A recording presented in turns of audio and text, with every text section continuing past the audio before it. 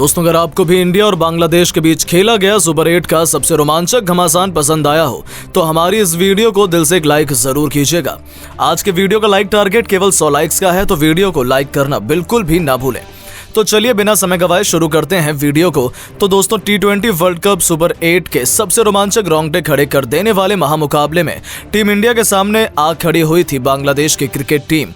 Antigua के sir Vivian Richards cricket stadium में दोनों टीमें सेमीफाइनल से पहले की आखिरी जंग के लिए बेकरार नजर आ रही थीं।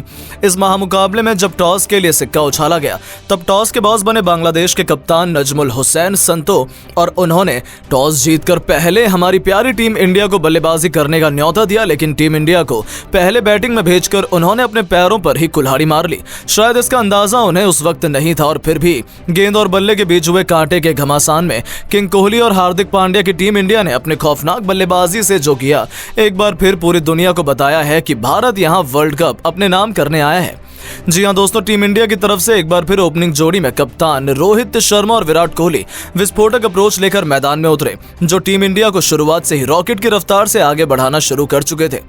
पहले ओवर की अंतिम गेंद पर ही मेहंदी हसन को आड़े हाथों लेते हुए कप्तान हिटमैन शर्मा ने मैदान को चीरते हुए करारा चौका जड़कर अपना और अपनी टीम का खाता खोला। तो दूसरे ही ओवर में बांग्लादेश के सबसे महान खिलाड़ी शाकिब अल हसन की तो इन दोनों ही खिलाड़ियों ने बेरहमी से कुटाई कर दी। जी हां, दूसरी ही गेंद पर जहां रोहित ने शाकिब का स्वागत एक बार फिर लेग साइड में चौका लगाकर किया, तो उनकी चौथी ही गेंद पर विराट कोहली ने फुल टॉस का बखूबी फायदा उठाते हुए लॉन्ग ऑन के ऊपर से एक लाजवाब छक्का जड़कर बांग्लादेश के खेमे में हाहाकार मचा दिया था।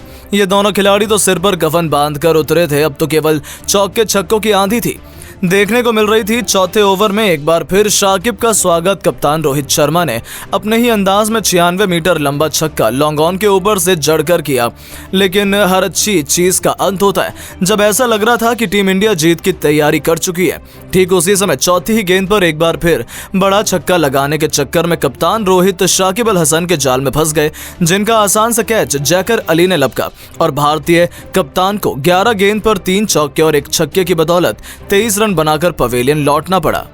उनके ऊपर टीम इंडिया को पहला झटका लगने के बाद अब मैदान में आए थे टॉप नॉच फॉर्म में चल रहे ऋषभ पंत। दूसरी तरफ विराट का बल्ला बोल नहीं बल्कि दहाड़ रहा था। पावर प्ले का अंतिम ओवर लेकर आए मुस्तफिजुर रहमान की 5वीं गेंद को भी विराट कोहली ने काउ कॉर्नर में 94 मीटर दूर छक्के में तब्दील कर बांग्लादेश की धज्जियां उड़ानी जारी रखी।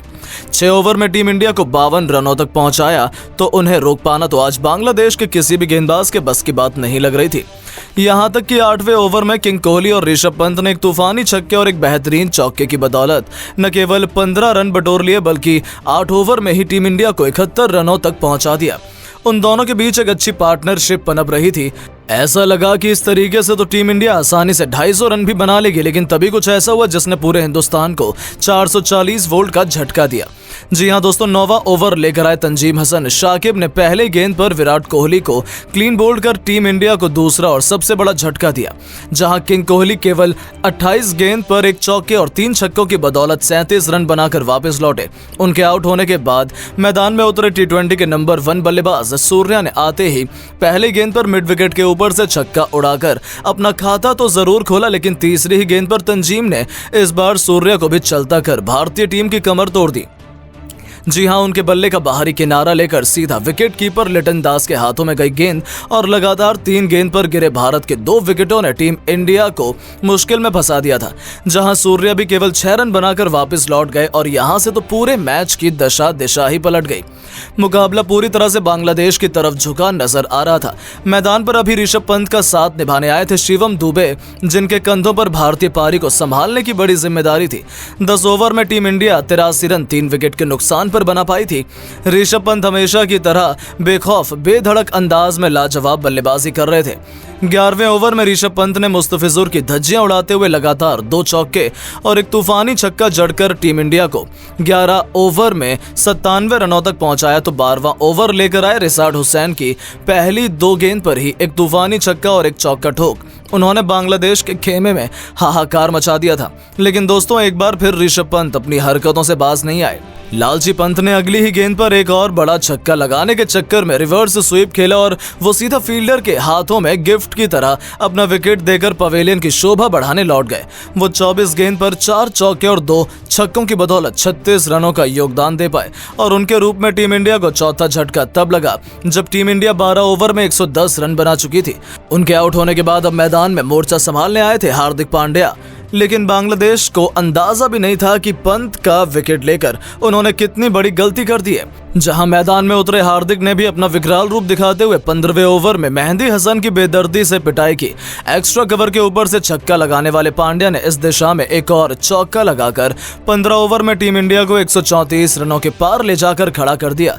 भारतीय टीम अभी भी 200 रनों के पार जाती आसानी से नजर आ रही थी। अब बारी थी शिवम दुबे की और उन्होंने भी अपना विकराल रूप दिखाने में कोई कसर नहीं छोड़ी। बांग्लादेश का शिकार करते हुए 16वां ओवर लेकर आए बांग्लादेश के दिग्गज शाकिब अल हसन को आड़े हाथों लेते हुए शिवम दुबे ने उनकी तीसरी गेंद को तारामंडल में भेजकर तूफानी छक्का जड़ दिया।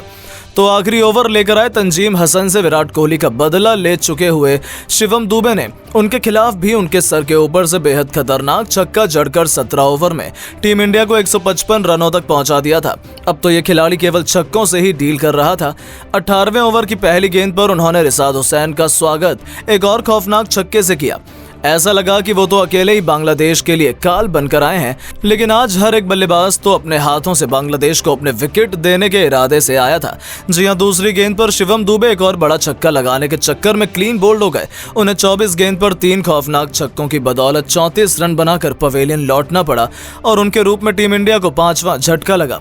उनके आउट होने के बाद मैदान में अब आए थे अक्षर पटेल, लेकिन इसका कुछ खास असर कुंफू पांड्या को कहां पड़ रहा था। भूखे शेर की तरह अब तो उन्हें विस्फोटक बल्लेबाजी करने का खुला लाइसेंस मिल चुका था। तभी तो 5वीं ही गेंद पर शिवम के विकेट का बदला लेते हुए हार्दिक पांड्या ने एक और गेंद को लॉन्ग ऑन के ऊपर से छक्के में तब्दील कर दिया। 18 ओवर में चौके छक्कों की आंधी लाते हुए टीम इंडिया का 170 रनों तक पहुंच डाला। तो 19वें ओवर में भी उन्होंने तंजीम हसन के खिलाफ मिड विकेट के ऊपर से गेंद को बाउंड्री के बाहर फेंककर एक बार फिर आधा दर्जन रन बटोरे और टीम इंडिया को 178 रनों तक पहुंचा दिया।